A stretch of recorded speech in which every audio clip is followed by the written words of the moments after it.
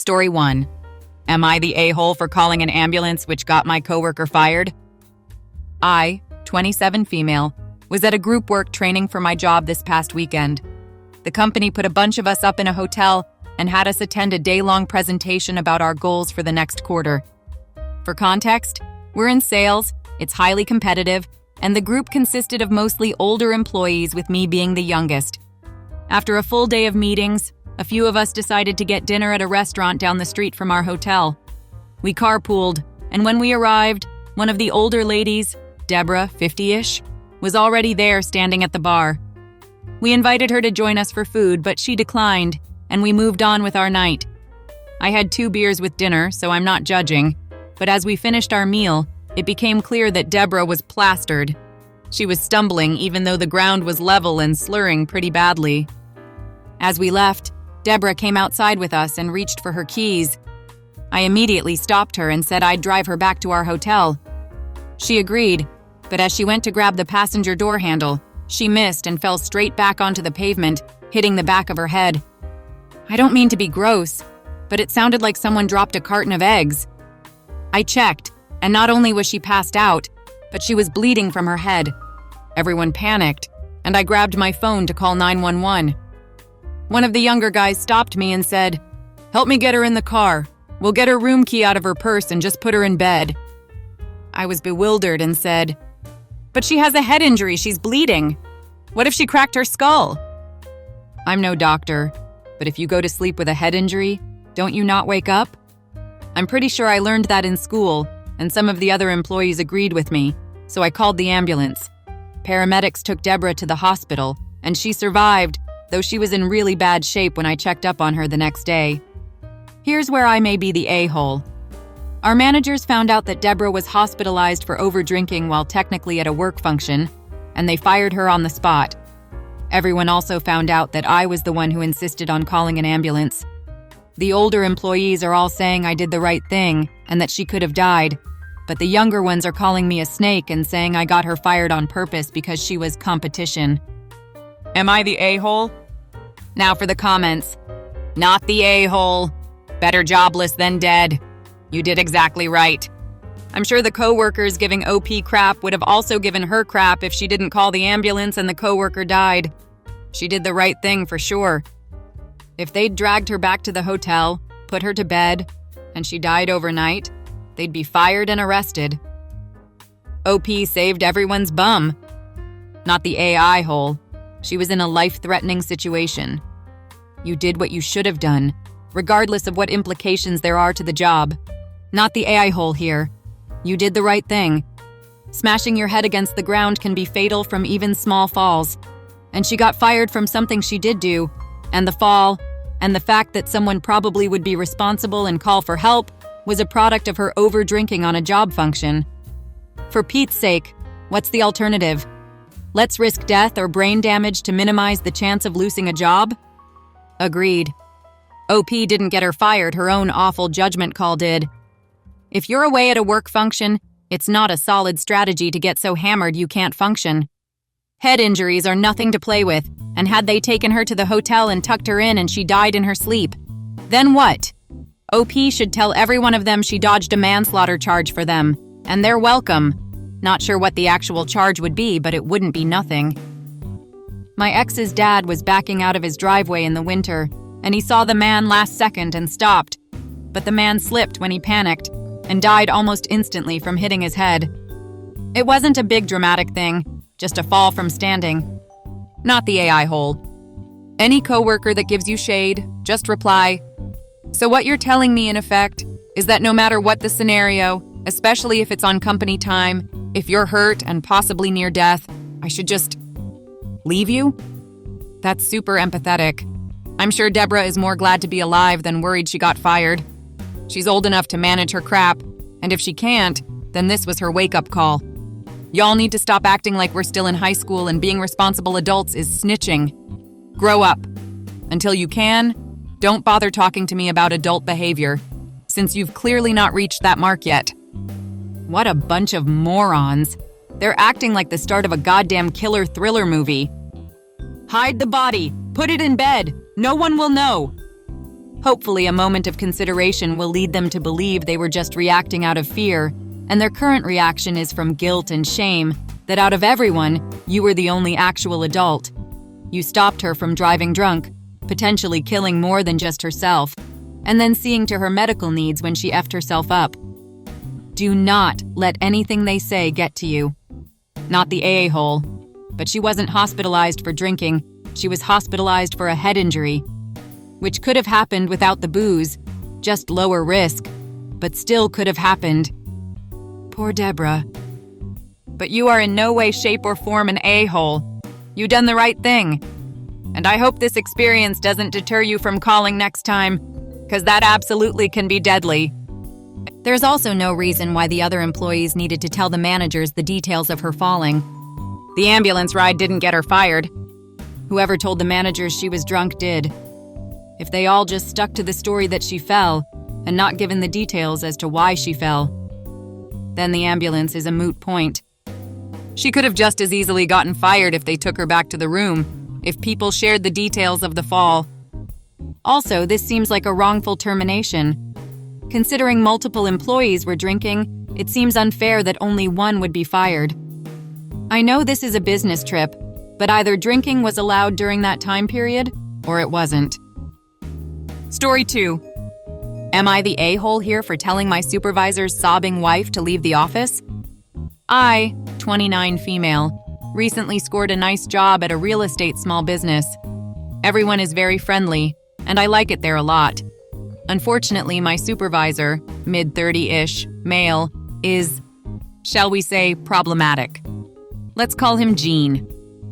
I've had several small issues with Gene involving sexist language, particularly about our other pregnant coworker, but that's beside the point. Point being, he's kind of an a-hole sometimes. So yesterday, Gene got some bad news. After very loudly screaming at someone on the phone for over an hour, he goes out into the hallway and tells me and another coworker, also loudly, he is not hiding this, that apparently he lent a very large sum of money, 5 figures, to his dad, who told him he would invest it in what was basically a get-rich-quick scheme. To no one's shock but Gene's, said scheme didn't work out, and now Gene is 6 figures in total debt. At this point I say, man, that sucks, and go back into my office because I am behind on my work. This is where the sobbing wife comes in. My office shares a wall with Gene, and the walls there are paper thin. I can hear everything, no matter how quietly people talk. Not that quiet meant anything here, as while I was attempting to catch up on work, I start hearing Gene breaking the news that he effed up to his wife, who also happens to be recently hired by our business, hired by Gene. Funny that. The wife is, understandably, audibly upset, and she starts crying. This makes Gene angry, and he starts yelling at her to suck it up and calm down because he'll deal with it and she never has any faith in him, which makes her cry harder. And meanwhile, I have been staring at a very important email about to be sent for the past 3 minutes, unable to concentrate due to sobbing woman and a-hole man. So I got up and knocked on his door. Opening it revealed a crying woman and Gene, to whom I very quickly rushed out. I'm really sorry, I know you're going through stuff, but can you please take this somewhere else? I was talking directly to Gene, but his wife seemed spooked and a little offended and pissed off.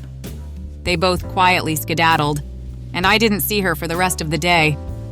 I hold absolutely zero sympathy for Gene. He was an idiot who wasted his money on get-rich-quick schemes doomed to fail, doing so while knowing he has a wife and 2 young kids to care for. He's barely been at this job for longer than I have. My real actual boss is a really cool dude, and my overall vibe from Gene is pretty rancid. TLDR, I got fed up with hearing my supervisor scream at his distraught wife over a F-up he did at work, so I told them to take their drama elsewhere. I don't give a F about supervisor, but I feel pretty miserable about being short with the wife. Now for the comments. Not the a-hole, but I do recommend you report the incident to a supervisor before Gene finds a way to fire you. His workplace conduct was completely inappropriate and warrants a complaint. The office is not couples counseling, and they were on the clock. Not the AI hole. I agree with you completely. Jean's behavior was unprofessional, and the workplace is no place for couples counseling, especially on company time. I strongly recommend reporting this incident to a supervisor or HR as soon as possible. This ensures that there's a record of his inappropriate conduct, and it protects you in case he tries to shift blame or retaliate. Not the AI hole. You're entitled to a work environment where you can focus without being distracted by personal drama. Jean brought his personal issues into the office and made them everyone's problem. While it's unfortunate that his wife was caught in the crossfire, your request was reasonable and directed at the inappropriate behavior, not her personally.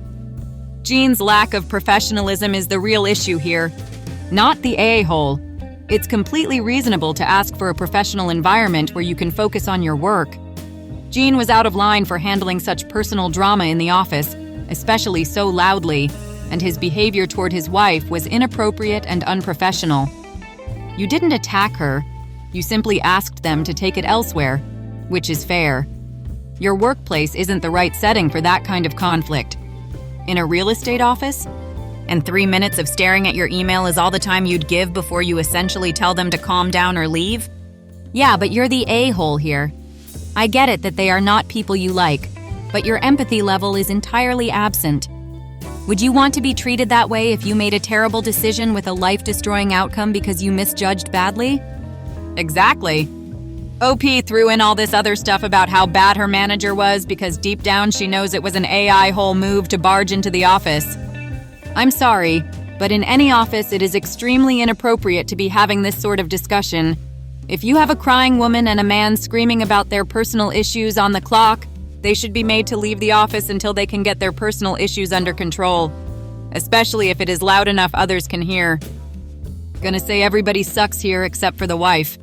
I get he's a piece of work and you did just hear him screaming for an hour before, but have a bit more tact when dealing with situations like this.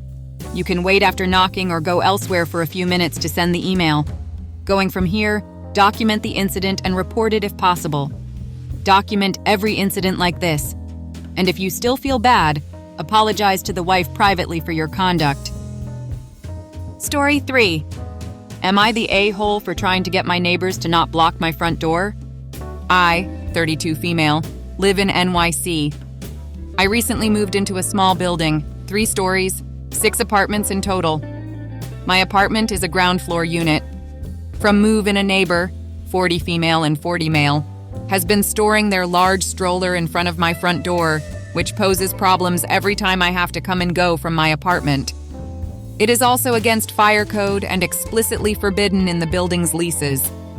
The stroller is there every day, unless their kid, 3 male, decides he doesn't want to walk. One day when I heard them leaving it there, I introduced myself and politely said them leaving their stroller there was causing me issues, and it is against the city's fire code, and asked them to no longer keep their stroller in front of my front door. The female neighbor gave me excuses that they live on the 3rd floor, but the male neighbor straight up raised his voice at me while I was holding my infant daughter. The woman said as a compromise she'd fold the stroller when leaving it front of my door. As time went on, the stroller was never folded up and continued to block my door.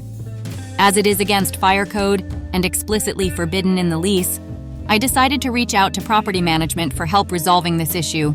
I just want to be able to safely come and go from my apartment. The day the property management enforced this on these neighbors, the female neighbor rang my doorbell and proceeded to refuse to speak to me and called her mother. Her mother then berated me on speakerphone and said I should have spoken to them first, ignoring me when I said I did. She then kind of threatened me, saying I complained about the wrong people. I was stunned and couldn't believe this was happening.